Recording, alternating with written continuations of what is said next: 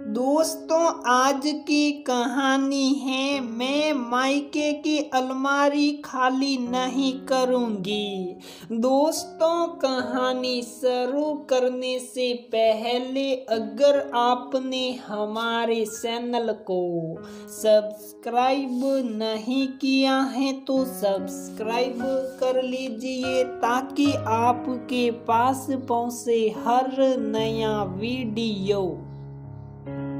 मैं सिर्फ आपकी पत्नी ही नहीं किसी की बेटी भी हूँ। लगता है आप भूल गए हैं, लेकिन मैं नहीं भूली और न ही भूल सकती हूँ। लेकिन सौम्या, अब तुम्हारी शादी हो चुकी है, तुम इस घर की बहू के साथ साथ मेरी पत्नी भी हो, इसलिए इस घर की तरफ भी तुम्हारी जिम्मेदारी है। सौम्या की बात बीच में काटते हुए मनन गुस्से में चिल्लाया, बिल्कुल इस घर में ही नहीं बल्कि दोनों घर के प्रति मेरी जिम्मेदारी भी है और फर्ज भी है और मैं इस फर्ज को बखूबी निभा रही हूँ।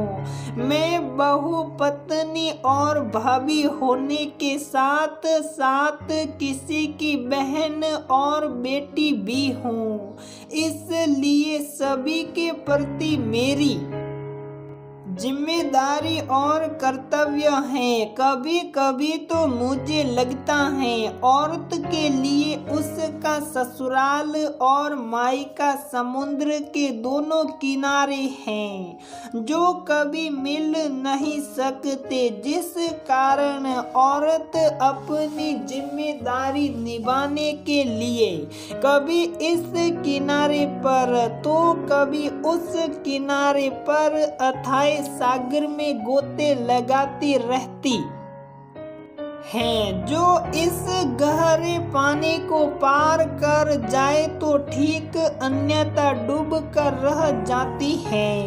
इसलिए मैं तो मायके और ससुराल के बीच सेतु बनने की कोशिश कर रही हूँ ताकि ससुराल और मायके के बीच इस गहरी खाई को खत्म कर सकूं। अलमारी से कपड़े बैग में डालते हुए सौम्या की आंखों में सजल हो उठी, लेकिन तुम्हारे मम्मी पापा की जिम्मेदारी तुम्हारे भाई भाभी की है।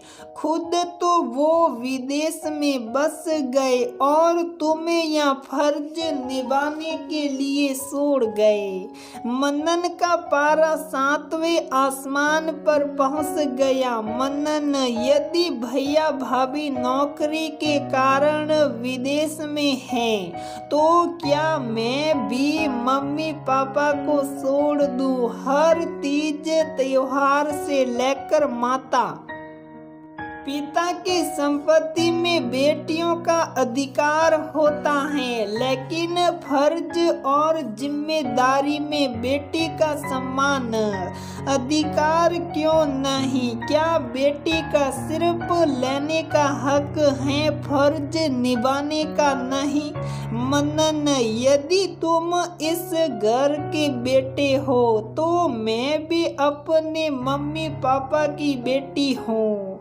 उम्र के इस पड़ाव पर बाऊजी और माजी की तरह उन्हें भी मेरी जरूरत है। वो भी तो अकेले हैं, कभी सुख दुख तो कभी त्योहार बीमारी आदि में उन्हें भी तो मेरी याद आती है। और एक लड़की की शादी होने का मतलब तो ये नहीं कि मायके और अपने माता पिता से उसका नाता ही टूट गया। एक लड़की जिसने 20-25 साल अपनी माँ के प्रेम भरे आंचल और पिता के सन्ने रूपी आशीर्वाद की छाव में बिताया वो शादी होते ही उन्हें भूल जाए या उनसे कोई संबंध न रखे। मनन, क्या तुम अपने मम्मी पापा को भूल सकते हो या उन्हें छोड़ सकते हो? नहीं ना, फिर मैं कैसे? जैसे माँ जी और बाबूजी मेरे लिए मम्मी पापा के समान हैं, वैसे ही मेरे मम्मी पापा को तुम वो मान सम्मान क्यों नहीं देते? मैं इस घर की बहू हूँ तो तुम भी तो उस घर के दामाद हो, बल्कि मम्मी पापा तो तुम्हें बेटे से भी बढ़कर मानते हैं। लेकिन क्या इस बेटे का कोई फर्ज नहीं? मनन, मेरी विदाई उस घर से हुई है, न कि रिश्ते से। मैं आज भी उस घर की बेटी हूँ और हमेशा रहूंगी। मनन, यदि औरत को पति का साथ और सहयोग मिल जाए तो वो दोनों घरों की जिम्मेदारी और कर्तव्य आसानी से निभा सकती हैं।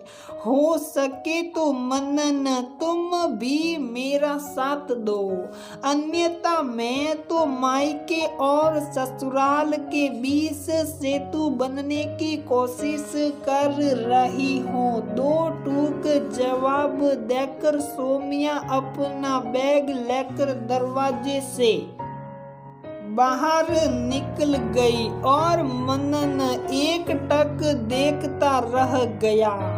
दोस्तों, सच में एक औरत ससुराल और मायके के बीच सेतु की भूमिका निभाती है। कभी बेटी तो कभी बहू और पत्नी बनकर अपना फर्ज निभाती है, न ही अपनी जिम्मेदारियों से विमुख होती हैं और न ही कर्तव्य से पीछे भागती हैं। तो दोस्तों, हमारी ये कहानी यहीं पर समाप्त होती है। अगर आपको हमारी ये कहानी पसंद आती है तो प्लीज वीडियो को लाइक करें, शेयर करें और हमारे चैनल को सब्सक्राइब जरूर करें।